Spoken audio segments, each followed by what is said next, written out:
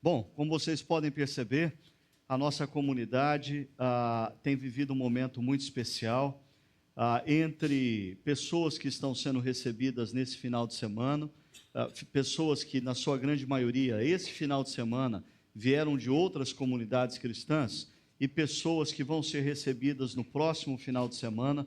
Nós temos um pouco mais de 100 novos membros sendo recebidos esse semestre, assim como foi no último final de ano. Isso, eu confesso que para mim é um tanto quanto assustador, né? Porque a gente vê pessoas chegando, pessoas se integrando à comunidade. Isso, por um lado, é uma grande bênção, por outro lado, isso requer inúmeros cuidados. E eu queria pedir a licença para vocês, esse final de semana.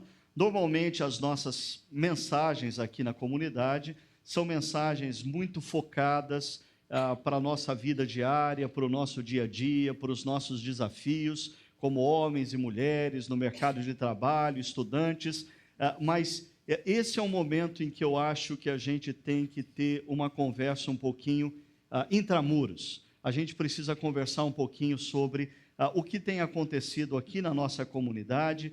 Você que está aqui é porque você tem algum vínculo com essa comunidade, quer você já seja membro, quer você esteja interessado, quer você não seja membro, mas você tem participado aqui. Então, hoje a gente está começando essa série, Eu Creio, e Agora?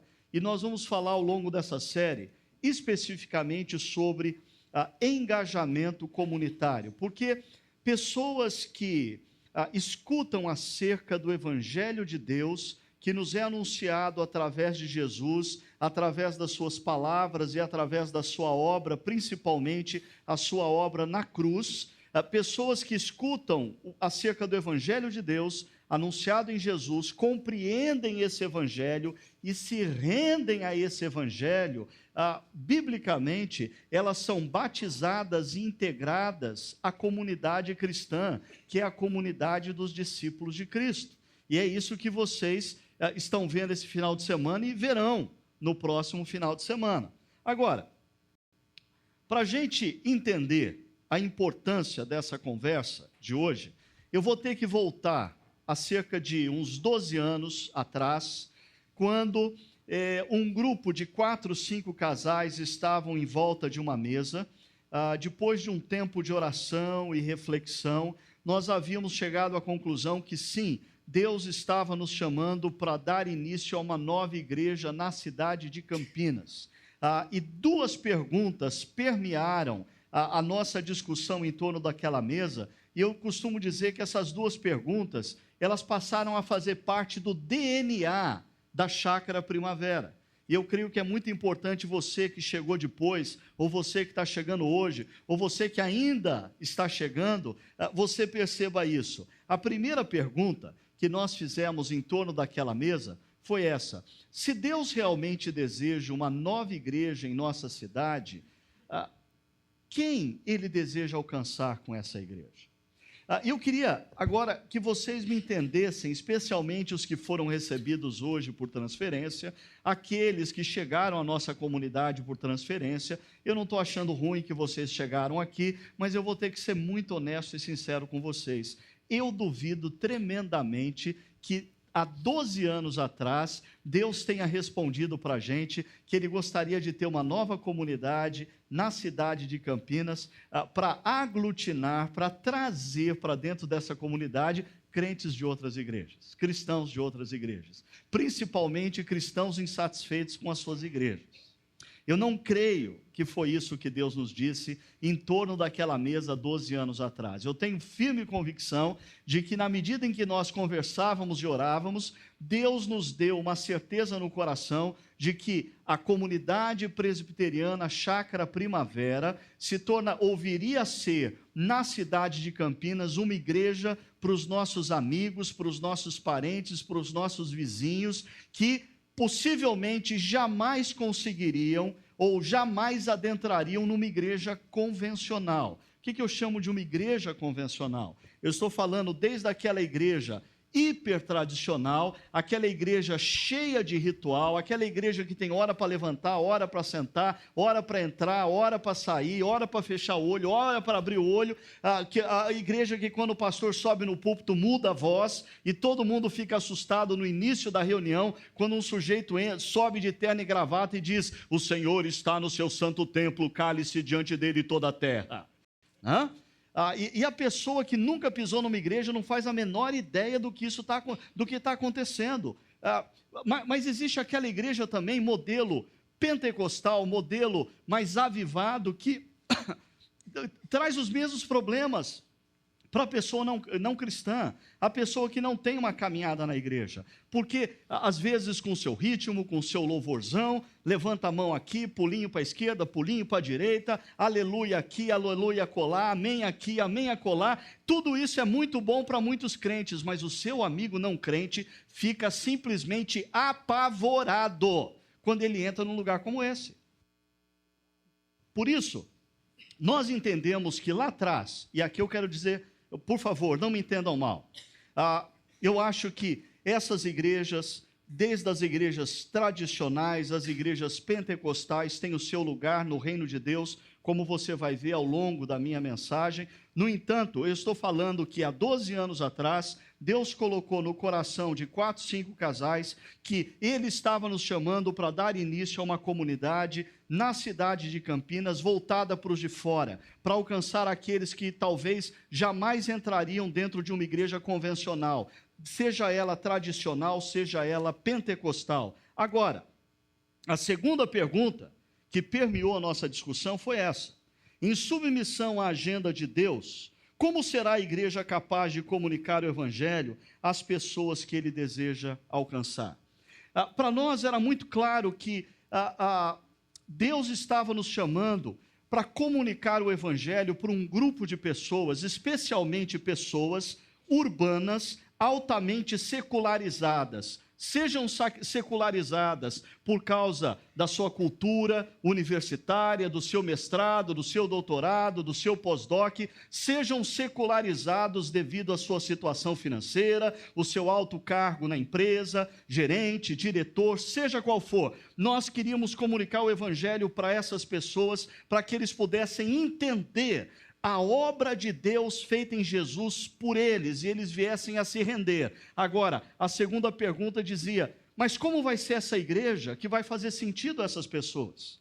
Como vai ser a linguagem dessa igreja?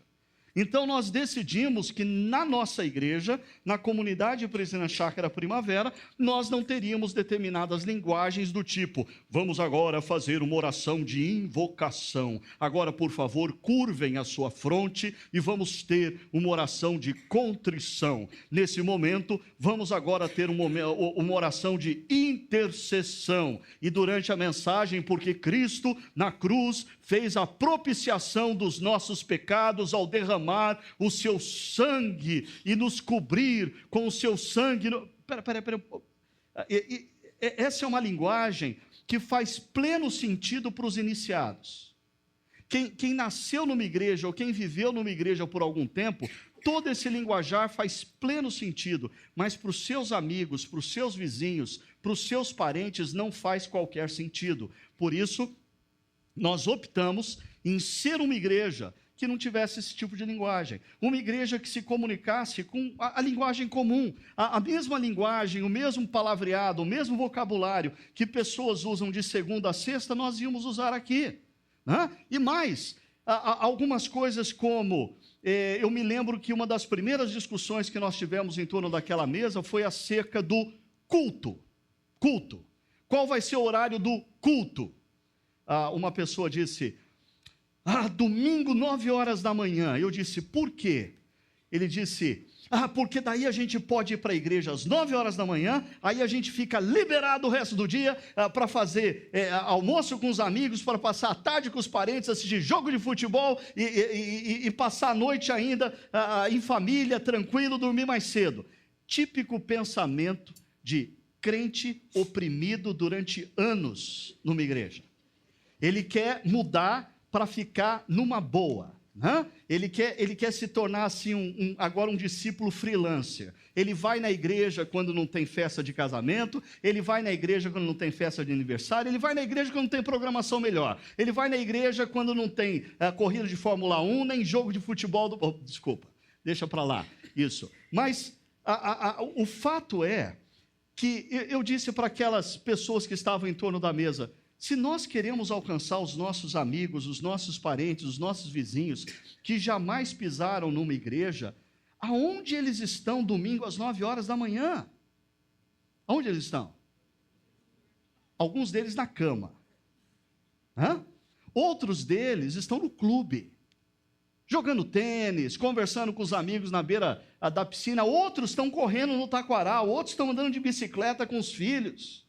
Então, se nós tínhamos a intenção de alcançar esses amigos, parentes e vizinhos, com certeza não seria uma decisão missional começar um culto às 9 horas da manhã. Então nós começamos um culto no domingo à noite, nós começamos um culto num buffet, para não gerar o preconceito. E mais, nós não chamamos de culto, nós passamos a chamar de um encontro de adoração e reflexão na palavra de Deus. É muito mais simples para as pessoas entenderem. Se você convida o seu amigo para vir no culto, culto, o que tem no culto? Agora, se você convida o seu amigo para vir num encontro, onde nós adoramos a Deus através de algumas canções, fazemos orações e refletimos acerca da palavra de Deus nas nossas vidas, não é muito mais fácil entender o que a gente faz aqui? E assim começou a Chácara Primavera. Até o próprio nome, comunidade, que tem gerado tantos problemas dentro da nossa denominação, porque, infelizmente, algumas pessoas, elas se incomodam profundamente por nós nos autodenominarmos de Comunidade Presbiteriana Chácara Primavera e não de Igreja Presbiteriana Chácara Primavera. Então, para essas pessoas que se incomodam, primeira coisa, no nosso estatuto, nós estamos registrados no nosso estatuto como Igreja Presbiteriana Chácara Primavera.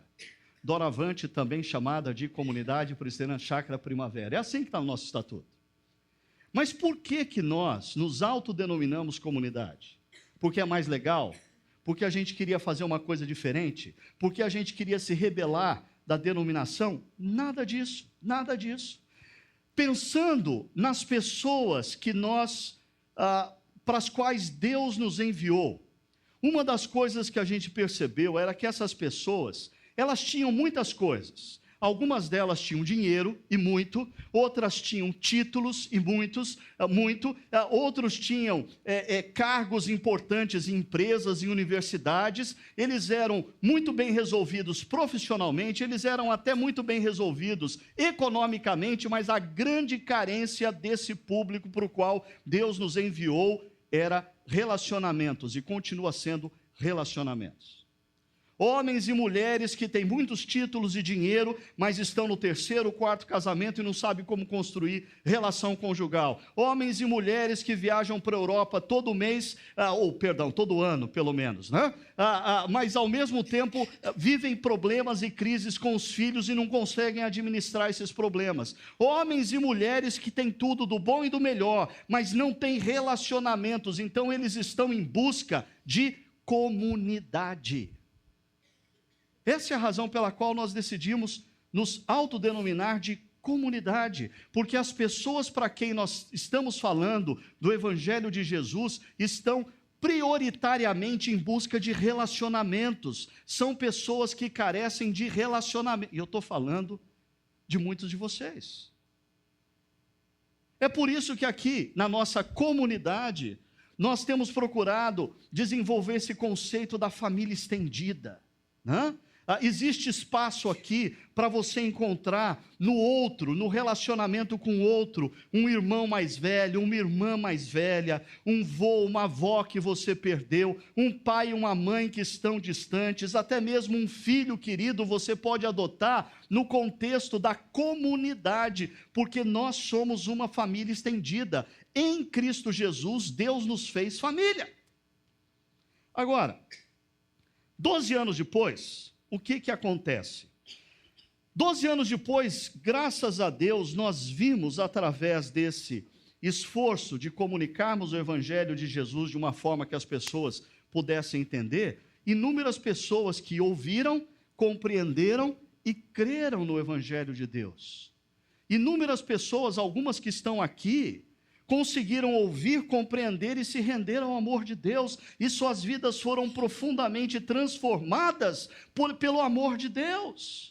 O amor de Deus as transformou, o casamento foi transformado, a relação com os filhos foi transformado, e essa é a graça que Deus me dá como um dos pastores dessa comunidade, de conhecer inúmeras histórias, porque essas inúmeras histórias abençoam profundamente a minha vida. Eu creio no poder transformador do Evangelho, porque eu vi com os meus próprios olhos o Evangelho transformando a vida de alguns de vocês, transformando as famílias de vocês.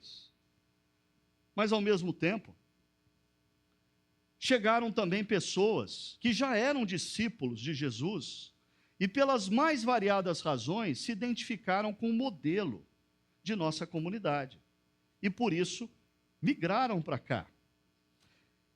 Eu louvo a Deus pela vida de alguns de vocês que migraram para cá, porque, devido à quantidade de pessoas novas na fé que chegaram nos últimos anos, com certeza nós precisamos de cristãos mais maduros, cristãos mais experientes, para nos ajudar a cuidar desses novos na fé. No entanto, existe uma palavrinha ali, muito perigosa, que eu queria falar mais a sério com você.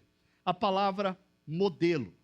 Porque existe o perigo de pessoas terem migrado para a Chácara Primavera, migrado para a nossa comunidade, porque elas gostaram do modelo, né? Tem gente que não fica aqui porque, por exemplo, não gosta da música, acha assim meio friazinha, meio paradona, né? No começo tinham pessoas até que diziam assim: pastor, quando a gente virar igreja para valer, a gente vai ter louvor, né? Não, querido, mas a gente já é igreja para valer. Né? É que a gente está mais preocupado em comunicar o Evangelho de Jesus através da música para os seus amigos, vizinhos e parentes não cristãos, do que agradar você que gosta de louvorzão. Se você gosta de louvorzão, eu posso te dar o endereço de algumas igrejas que tem um excelente louvorzão. Mas aqui na comunidade, por exemplo, Chácara Primavera, nós estamos muito mais preocupados em fazer uma grande festa nos céus.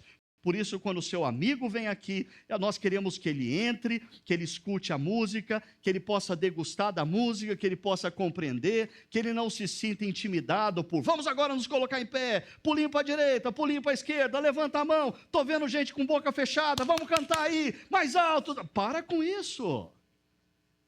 Eu quero que os meus amigos, que os meus parentes, que os meus vizinhos entrem aqui e se sintam profundamente confortáveis para ouvirem as músicas, refletirem sobre as músicas, ouvirem a pregação, poderem pensar, refletir nas suas vidas, e gradativamente o Evangelho vai transformá-los. É só uma questão de tempo, porque o Evangelho é o poder de Deus para salvação e transformação de vidas.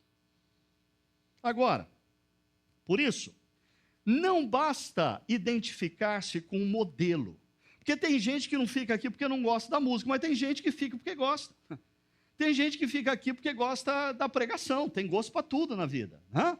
Tem gente que gosta do ambiente com cadeira estofada, tem gente que gosta porque no verão a gente tem ar-condicionado e a pessoa vai ficando. Tem gente que gosta por causa do modelo, mas existe um problema muito sério nisso. Não basta identificar-se com o modelo, tem que se identificar com a missão. Essa comunidade cristã não existe para ser gostosinha para você se assentar numa cadeira estofada, para você ter ar-condicionado, para você ter boa música, para você ter pregação inspirativa. Essa comunidade existe para alcançar os seus amigos, os seus parentes, os seus vizinhos, que ainda não compreenderam a maravilhosa graça de Deus oferecida em Jesus. Por isso você não pode estar aqui curtindo o modelo, você tem que estar aqui comprometido de segunda a sexta a olhar para o seu amigo de trabalho que ainda não conhece o amor de Deus, a olhar para o seu parente que ainda não conhece a obra de Deus feita em Jesus, olhar para o seu vizinho que ainda não conhece a graça de Deus e se preocupar em se mover intencionalmente na direção dessas pessoas e trazê-las para cá junto com você, porque esse é o DNA da nossa comunidade. Por detrás do modelo existe uma visão. Nós não fazemos as coisas aqui porque a gente achou que ia ficar melhor. Não, tudo que nós fazemos aqui, a maneira como a gente constrói a nossa liturgia, existe uma visão por detrás. A maneira como a gente prega, existe uma visão por detrás. Até o banquinho, que eu estou sentindo saudade dele, faz tempo que eu não tenho ele aqui, existe uma visão por detrás disso. Tudo que nós construímos aqui como comunidade presbiteriana Chácara Primavera não é fruto de pragmatismo, é fruto de reflexão, é fruto de oração, é fruto de intencionalidade para cumprir a nossa missão. Comunicar o Evangelho de Jesus de uma maneira que os nossos amigos, parentes e vizinhos possam entender. Para aqueles que não conhecem a visão da Chácara Primavera, você pode encontrar no site isso. Eu vou dizer rapidamente algumas coisas. A comunidade presbiteriana Chácara Primavera é, em primeiro lugar, uma igreja de tradição reformada. Sim, nós não somos esse tipo de igreja independente que se autopropaga dizendo que não tem umbigo, ou seja, não nasceu de nada. Existem igrejas que elas defendem mais ou menos a seguinte teoria: o Espírito Santo esteve adormecido por 20 séculos e de repente soprou e eles nasceram. Não, a nossa comunidade ela tem umbigo. Ok? Nós temos uma tradição cristã. A nossa tradição vem desde o catolicismo. Nós também somos católicos em certo sentido, mas nós somos católicos reformados do século XVI e nós temos a herança de Lutero, a herança de Calvino, a herança de John Knox na Escócia, a herança dos puritanos nos Estados Unidos, a herança que foi nos trazida através de Archibald Green Simonton, primeiro missionário presbiteriano que chegou ao Brasil. Nós temos umbigo. Por isso, nós temos uma teologia consistente na qual nós cremos na soberania de Deus, nós cremos na salvação única e exclusiva em Jesus, nós cremos que a palavra de Deus é a única regra de fé e prática, nós cremos na ação do Espírito Santo nas nossas vidas que nos capacita para a missão. Nós cremos, por quê? Porque essa é a nossa referência teológica. Agora, é uma igreja de tradição cristã reformada, plantadora de novas igrejas. Isso também está no DNA da nossa comunidade. Por que nós plantamos novas igrejas?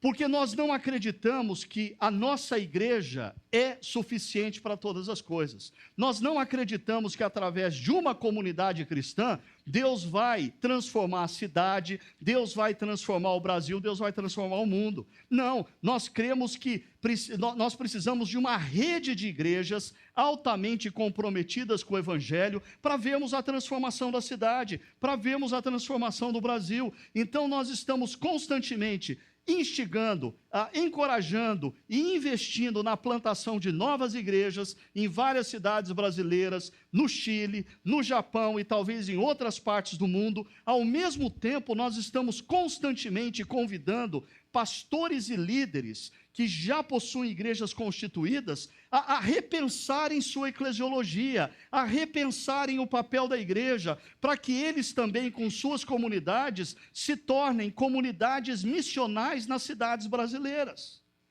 Além de plantadora de igreja, a Chácara Primavera é uma igreja atenta à cultura contemporânea.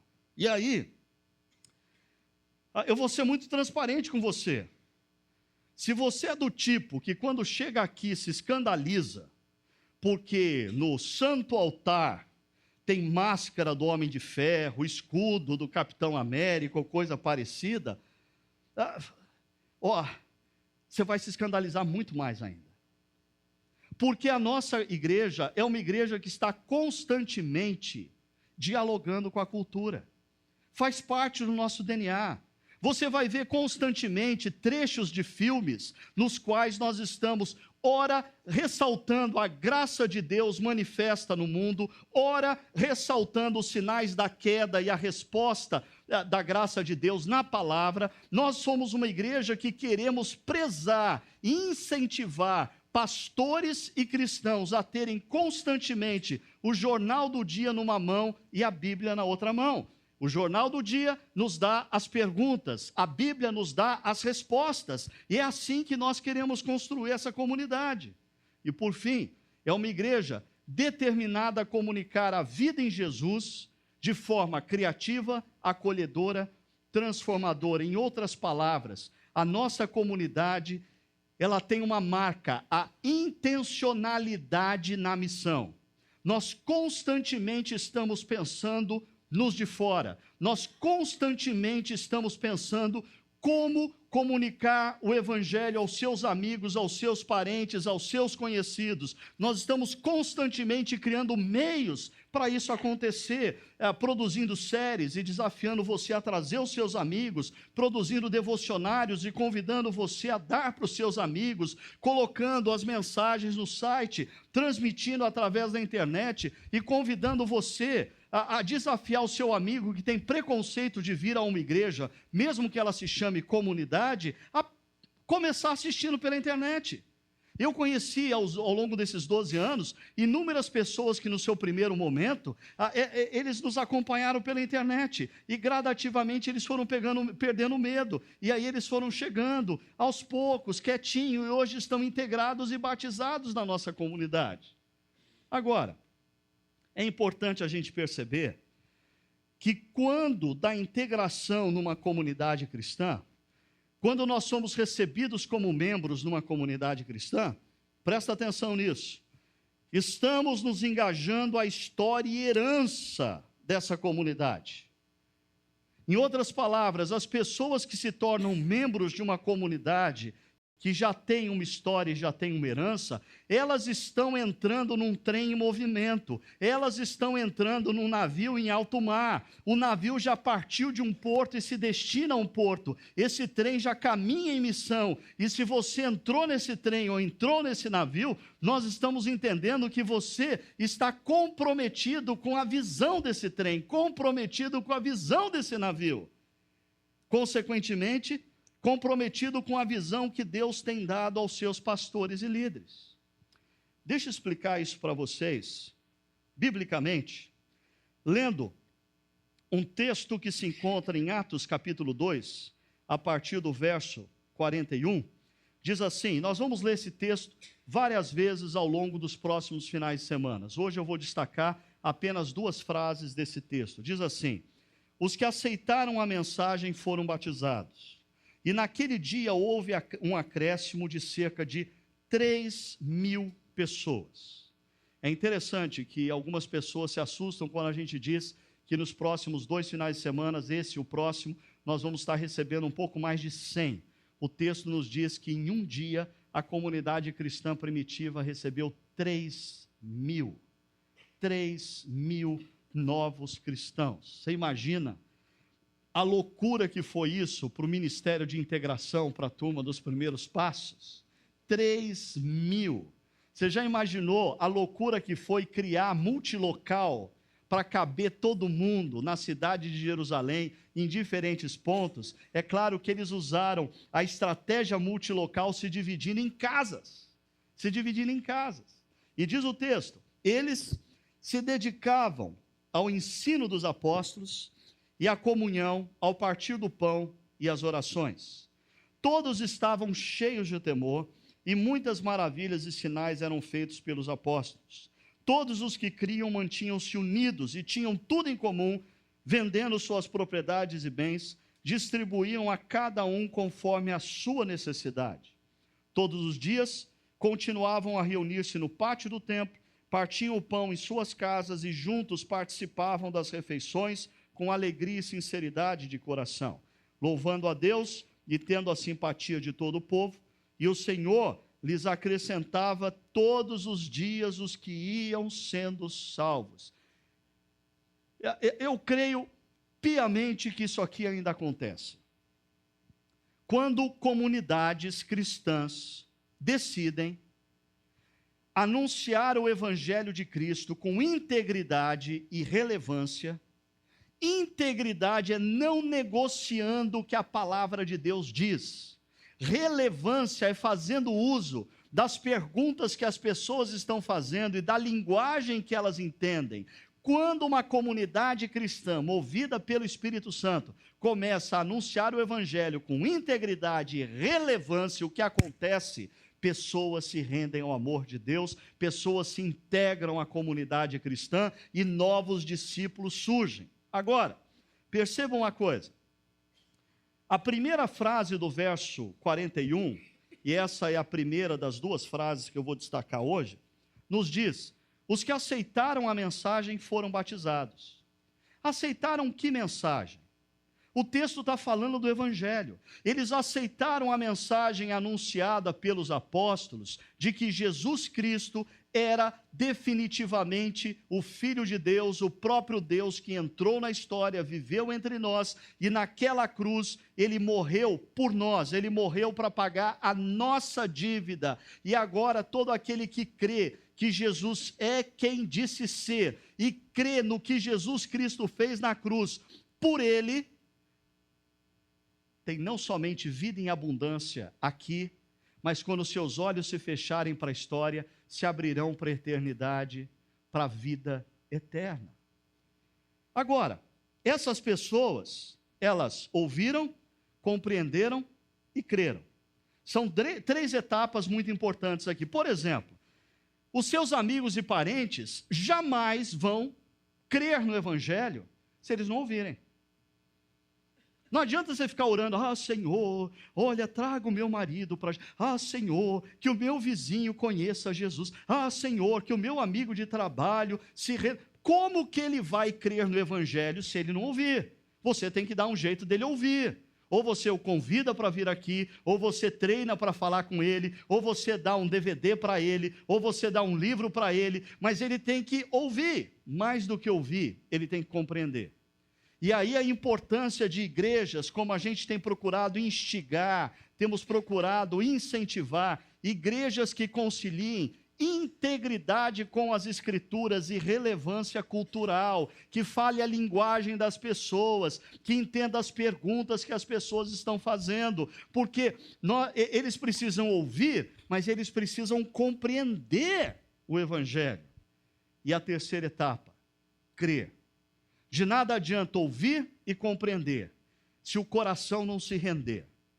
Tem muito filho de crente que ouviu e compreendeu, mas ele pensa que é discípulo, ainda não é. Ele pode até ter sido batizado e é membro da igreja, mas não é discípulo de Cristo. Por quê? Porque ele ouviu, ele compreendeu, ele é capaz até de responder todas as perguntas certinhas acerca do Evangelho, mas no seu coração ele não se rendeu. Jesus ainda não é o Senhor da sua vida. Os seus atos, as suas palavras, os seus interesses demonstram isso. A salvação em Jesus só acontece quando o Espírito Santo intervém na vida da pessoa, abre a mente e o coração e a pessoa se rende totalmente a Jesus, dizendo: agora o Senhor é o Senhor da minha vida, porque o que o Senhor fez naquela cruz me comprou, a tua graça me comprou, me dirige agora. E aí começa uma nova vida. E a marca dessa nova vida, no texto que nós lemos, é o batismo. Pessoas que escutam, compreendem e se rendem ao Evangelho são batizadas. E quando elas são batizadas, elas integram uma comunidade cristã. No livro de Atos dos Apóstolos, o batismo, com exceção de um trecho que envolve aquele eunuco que está indo para a Etiópia, com exceção daquele texto, todos os demais pessoas são batizadas como símbolo da inserção na comunidade dos discípulos. Por isso, a gente poderia dizer que, biblicamente, ser discípulo de Cristo implica em tornar-se parte da comunidade dos seus discípulos. Me desculpe os frustrados, os amargurados com a igreja, que hoje em dia defendem por aí um cristianismo freelancer, né, um discipulado autônomo. Eu não creio nisso biblicamente. Ao ler as Escrituras, ao ler o livro de Atos, ao ler as epístolas de Paulo, as epístolas pastorais, eu não encontro base bíblica para pessoas que dizem, não, eu sou discípulo de Jesus, mas qual é a sua comunidade? Eu sou autônomo. Você está querendo dizer que o Espírito Santo trabalha com você de uma maneira diferente daquela que trabalhou com todos os cristãos durante 2000 anos? Que você não precisa de outros? Você se basta? Isso é antibíblico.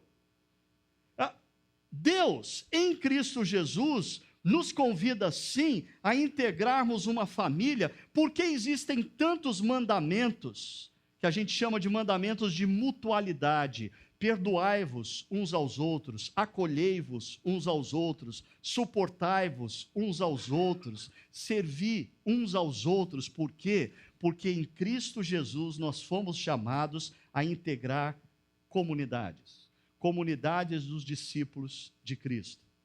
Mas uma segunda coisa que eu queria destacar, numa outra frase desse texto de Atos, capítulo 2, verso 42 diz, eles se dedicavam ao ensino dos apóstolos. Aqueles que eram batizados e integrados à comunidade tinham um ponto de referência. E o ponto de referência era o ensino dos apóstolos. Em outras palavras, olha que interessante, essa comunidade está nascendo em Jerusalém, mas ela já é um trem em movimento. Ela já vem do discipulado que esses homens receberam de Jesus nos últimos 3 anos. Eles ouviram de Jesus, eles compreenderam a missão em Jesus, e agora eles dão o norte para essa comunidade que está surgindo. Aqueles que compreendem o Evangelho, se rendem e são batizados, eles estão entrando num trem em movimento, eles estão entrando num navio que está em movimento. Por isso, eles precisam sim ouvir os apóstolos. Para os apóstolos isso é tão importante. Perceba, por favor, Atos capítulo 6, verso 2, eu estou dando um pulinho até o capítulo 6 de Atos. Quando emerge a primeira crise na comunidade cristã primitiva, olha o que acontece. Por isso os 12 reuniram todos os discípulos e disseram, não é certo negligenciarmos o ministério da palavra de Deus a fim de servir às mesas. A discussão ali era que um grupo de pessoas começou a reclamar que as suas viúvas não estavam sendo atendidas na distribuição das cestas básicas e vieram no pescoço dos apóstolos e cobraram os apóstolos e queriam sugar os apóstolos, e os apóstolos disseram para essas pessoas, espera aí um pouquinho, nós vamos incumbir outros homens de fazer isso, mas uma coisa nós não podemos abrir mão, nós não vamos abrir mão, o ensino da palavra de Deus, porque é o ensino da palavra de Deus que abre os olhos de homens e mulheres e de comunidades para perceberem a visão de Deus para a vida deles. Sem ensino profundo da palavra de Deus, nós nos tornamos homens e mulheres perdidos na história. Não havendo profecia, o povo perece. Não havendo pregação da palavra bíblica e relevante, uma comunidade cristã nunca consegue entender qual é a visão de Deus para ela. Homens e mulheres, sem serem impactados toda semana pela palavra, gradativamente começam a andar nos seus próprios caminhos e se afastam da visão de Deus para a vida deles. Por isso os apóstolos dizem, olha, nós podemos deixar de fazer qualquer coisa, menos ensinar a palavra. Porque é o ensino da palavra que nos mantém submissos à missão. É o ensino da palavra que nos mantém conectados com a visão de Deus. Interessante que isso me faz lembrar o conselho que Moisés recebe do seu sogro, Jetro. Moisés foi um cara que viveu cerca de 1500 anos antes de Cristo, e ele recebeu de Deus assim uma missão fácil, né?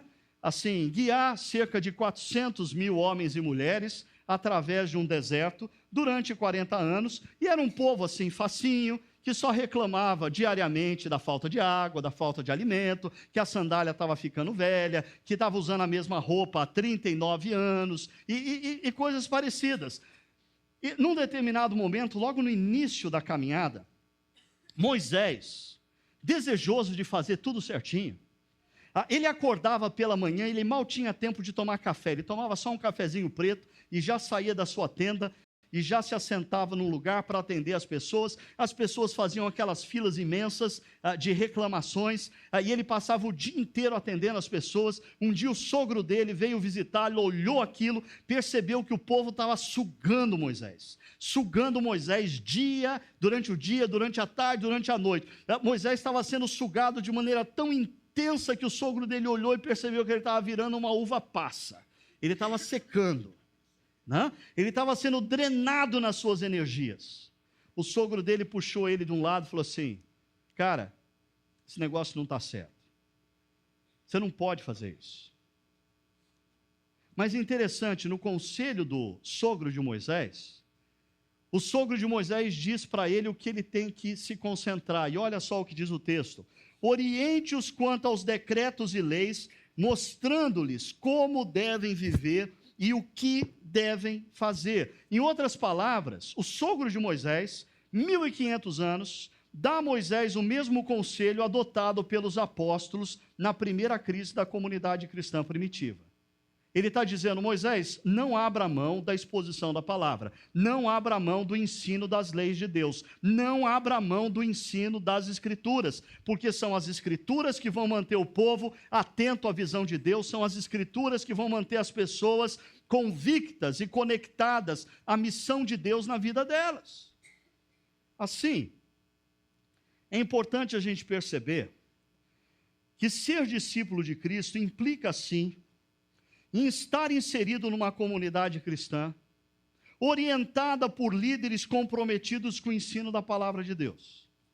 Porque se você pertence a uma comunidade cristã, quer você esteja aqui, quer você esteja ouvindo pela internet, se você pertence a uma comunidade cristã, que você tem sérias desconfianças que o que está sendo ensinado ali não está nas escrituras, é coisa da cabeça do líder, ele está usando a Bíblia como pretexto para mover as pessoas para onde ele quer, você tem diante de Deus a obrigação de fazer alguma coisa em relação a isso. Você tem que procurar uma comunidade cristã que você perceba que o centro não está em arrepio. O centro dessa comunidade não está em achismos. O centro não está em adivinhações ou profetagens. O centro está no ensino das Escrituras sagradas como única regra de fé e prática. Porque as Escrituras nos revelam a visão de Deus para as nossas vidas e para a vida da nossa comunidade. Então, eu vou dar um salto aqui de alguns slides, domingo que vem eu volto neles, para mostrar para vocês uma coisa. Nós temos ali uma comunidade cristã. Como esse negócio de se integrar a uma comunidade e o ensino da palavra gera a visão numa comunidade cristã. Eu vou dar para vocês a aula que eu costumo dar para os meus alunos de pós-graduação, ok? Então presta atenção que vocês vão sair daqui craques em construção de comunidades missionais no mundo. Olha a responsabilidade, né? Essa comunidade cristã, quer ela esteja no sertão do Nordeste, quer ela esteja em Campinas, do século 21, quer ela esteja no Japão, quer ela esteja no Egito, nesse atual momento lá de confusão, ela tem um propósito e princípios e valores que já foram determinados pela palavra de Deus. Então, onde quer que a igreja esteja, a gente não tem o que discutir acerca de qual é o propósito da igreja. Deus já definiu o propósito da igreja. Pega Gênesis capítulo 12, Deus chama Abraão para ser uma bênção para os de fora. Pega Mateus capítulo 28, Jesus diz para o seu grupo de discípulos: agora eu quero que vocês façam uma coisa. O quê? Vão e façam discípulos no meu nome. Pega Atos capítulo 1, verso 8, Jesus diz: eu vou derramar sobre vocês o Espírito Santo. Para quê? Para o culto ser quentinho, para você ter 3 arrepios por louvor? Não, para que você seja capacitado para fazer discípulos em Jerusalém, em Samaria, na Judéia e até nos confins da terra. Logo, o propósito da igreja é fazer discípulos de Cristo. E isso glorifica o nosso Pai que está nos céus. Lucas capítulo 15 diz que quando um pecador se arrepende na terra, há louvorzão nos céus. A nossa comunidade não é especializada em fazer louvorzão na terra. A nossa comunidade quer se especializar em fazer louvorzão nos céus. Ok? Quando o seu amigo vem aqui, ouve o evangelho, compreende e se rende, os anjos dançam, há uma grande folia nos céus. E é essa a nossa especialidade. Compreendeu? Agora, toda a comunidade cristã está envolvida num contexto histórico, cultural e geográfico. Se essa igreja, que tem um propósito definido nas Escrituras e princípios e valores definidos nas Escrituras, se essa igreja se encontra no sertão nordestino, ela fala a linguagem do Nordeste, ela se reúne em casas do Nordeste, ela talvez cante músicas do Nordeste, ela vive de um jeito que o nordestino, o sertanejo, entenda, e ela vai se desenvolvendo num formato que faz sentido naquela região. Se essa igreja está lá no Amazonas, entre as comunidades ribeirinhas, ela se desenvolve de um outro jeito. Ela pode talvez nem mesmo ter templo. O templo pode ser um barco, que aos domingos vai encostando nos portos dos rios e vai fazendo os cultos para os crentes das comunidades ribeirinhas. Não existe um modelo de igreja. Não existe. O único modelo certo de igreja não é o nosso. O nosso modelo de igreja, o que nós fazemos aqui, é fruto da nossa consciência de que nós estamos em Campinas, século 21, nos comunicando e dialogando com pessoas altamente secularizadas, e são essas as pessoas que nós queremos que eles compreendam o amor de Deus oferecido em Cristo Jesus. Agora, toda a comunidade tem um conjunto de dons, de talentos e potencialidades. Mas eu quero que você perceba o seguinte: é um conjunto, não é a totalidade. Nenhuma comunidade cristã tem todos os dons, nenhuma comunidade cristã tem todos os talentos, nenhuma comunidade cristã tem todas as potencialidades. Logo, o Espírito Santo, ao mesmo tempo que nos capacita como comunidade, ele nos limita. Ele nos capacita para nós cumprirmos o nosso papel dentro do contexto histórico, geográfico, cultural que nós nos encontramos. Mas ele nos limita, ele não nos dá todos os dons, ele não nos dá todos os talentos, ele não nos dá todas as potencialidades. Sabe por quê? Nós precisamos olhar para outras igrejas e reconhecer, nós precisamos deles. Outras igrejas estão alcançando pessoas que nós não alcançamos. Outras igrejas estão fazendo coisas que nós não sabemos fazer. Outras igrejas são boas em áreas que nós não somos bons. Nós somos bons em algumas coisas, nós fazemos bem algumas coisas, louvado seja Deus por isso, porque Deus nos capacitou para fazer essas coisas. Mas nós não fazemos tudo e não fazemos tudo bem. Essa visão é libertadora. Porque aí você começa a entender que a gente não tem que ficar olhando para as igrejas vizinhas e pressionando o pastor e presbíteros, dizendo: pastor, porque tal igreja tem tal coisa, a gente tem que ter também. Pastor, tal igreja começou um negócio muito interessante, nós vamos perder crentes. Se eu perder, eu vou perder consumidores. Vai com Deus. Que a gente fica com Deus aqui também. O importante é a gente perceber o que Deus mandou a gente fazer. Porque naquela intersecção, lembra, lá do seu tempo de segundo grau, alguns aqui é do tempo do colegial, né? Dois conjuntos, a intersecção. Lembra, né, Edu? Faz pouco tempo, né? É dessa intersecção aqui que nasce a visão de Deus para nós. Na medida em que a gente estuda as Escrituras, na medida em que a gente se convence de qual é a vontade de Deus nas Escrituras, gradativamente, presta atenção nisso, a gente ganha consciência de onde nós estamos. Cidade de Campinas, quais os desafios, quais são os questionamentos, quais são as crises, quem nós somos, quais são as nossas potencialidades, quais são os nossos dons, e mais, o que Deus quer fazer do que nós somos, onde nós estamos. Isso é a comunidade presbiteriana Chácara Primavera. Eu espero que esse gráfico ajude você a entender o que é a comunidade presbiteriana Chácara Primavera. nós estamos constantemente fazendo 3 perguntas. Primeira, quem somos?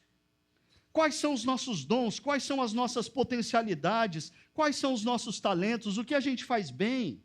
Quais são as nossas limitações? Segunda pergunta, onde estamos? Quais são os desafios dessa cidade? Aonde estão as pessoas que Deus mandou a gente buscar? Como pensam os seus amigos, os seus vizinhos, os seus parentes? Como a gente pode dialogar com eles? Como a gente pode tornar o evangelho significativo e compreensivo para eles? Mas a terceira e última pergunta, a mais importante: o que Deus deseja fazer de quem somos, onde estamos? Isso define a visão de uma comunidade cristã. E isso faz de diferentes comunidades cristãs, no formato, na ação, nos ministérios, uma só igreja, a Igreja de Cristo. Nós, como comunidade presbiteriana Chácara Primavera, não somos a Igreja de Cristo, nós somos apenas uma das, ou parte da Igreja de Cristo. E o nosso papel é compreender quais são os dons e talentos e potencialidades que Ele tem nos dado, quais são os desafios que nos cercam e o que Deus quer fazer do que nós somos, onde nós estamos. Antes de eu concluir, deixa eu trazer isso para a sua vida. Porque eu acho que as mesmas perguntas se aplicam a você como indivíduo, como pessoa, como estudante, como profissional. Porque se você quer compreender o que Deus quer de você nesse momento histórico, faça essas 3 perguntas. Quem é você? Quais são as suas potencialidades? O que Deus te capacitou a fazer bem? Quais são as suas limitações? Porque eu diria que a maioria das pessoas fica tão atenta ao que elas não têm, que elas não sabem o que elas têm. E elas não percebem que Deus quer fazer uma obra a partir de quem elas são, não a partir do que elas não são. O que Deus tem capacitado você a ser? Quais são as suas potencialidades? Quais são os seus dons? Quais são os seus talentos? Segunda pergunta. Onde você se encontra nesse exato momento? Na empresa que você está. O que é essa empresa? Na classe da universidade, aquela classe, porque às vezes a gente olha para a empresa, olha para a classe da universidade e fala: Senhor, me tira desse negócio, é muito complicado, um bando de ateu, o pessoal vive me questionando, me ridicularizando, é bullying em cima de crente. Deus não vai te tirar de lá, porque Deus quer usar quem você é, aonde você está. E aí a terceira pergunta: o que Deus quer fazer de quem você é, onde você se encontra? Aí você descobre a sua vocação. Essas 3 perguntas ajudam você a constantemente estar alinhando a sua vocação. Termino introduzindo o nosso momento da ceia. Primeira pergunta que eu queria fazer: se você já ouviu, compreendeu e creu no Evangelho de Deus anunciado em Jesus, por que não integrar a comunidade dos discípulos? O que te impede de integrar a comunidade dos discípulos?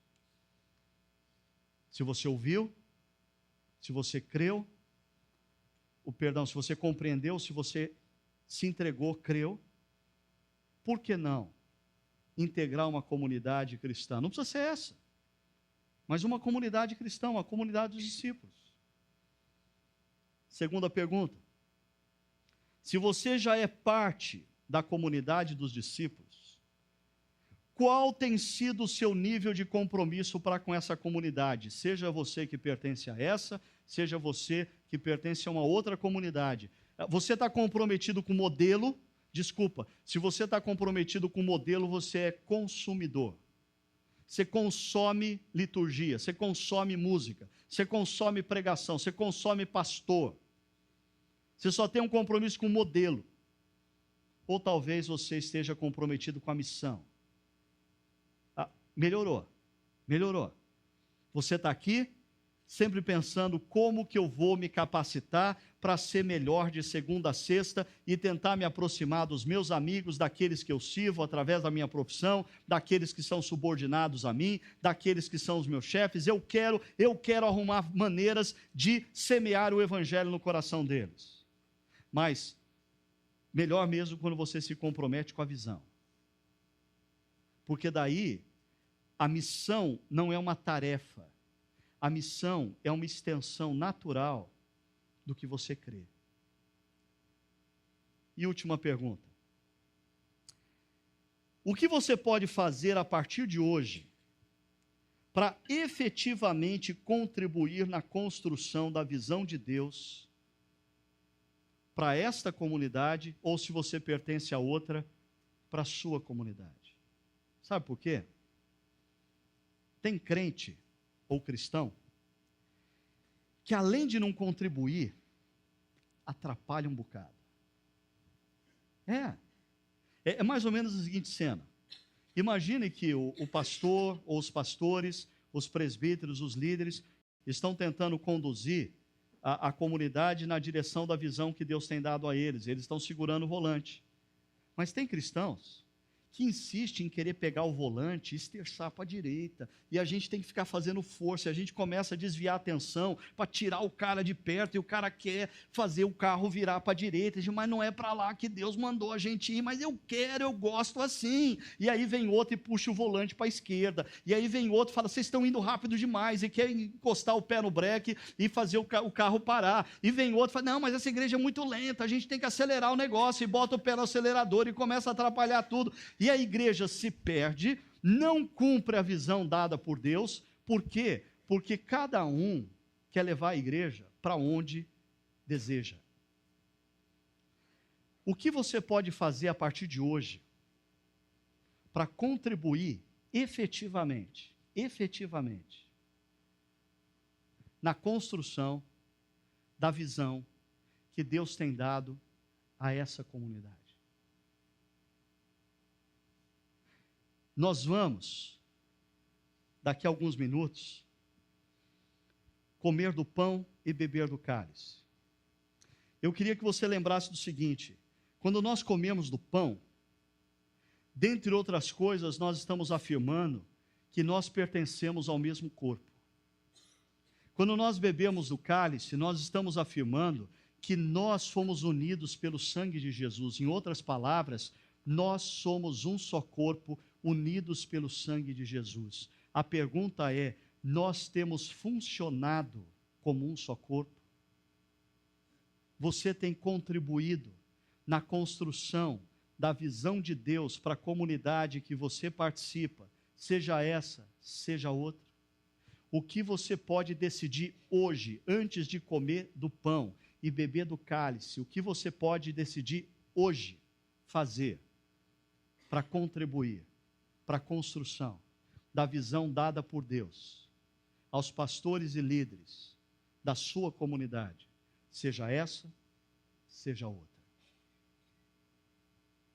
Queria convidar você a ter um tempo de oração. Queria convidar você a fechar os seus olhos e a responder essa pergunta. Diante de Deus, antes de você participar do pão, antes de você beber do cálice, busque a presença de Deus. Como você pode contribuir mais efetivamente na construção da visão de Deus para essa comunidade, ou para a sua comunidade? Se renda a Deus e a obra que Ele quer fazer em você e através de você. Pergunte a Deus: Senhor, quais são as minhas potencialidades? Quais são os meus dons? Senhor,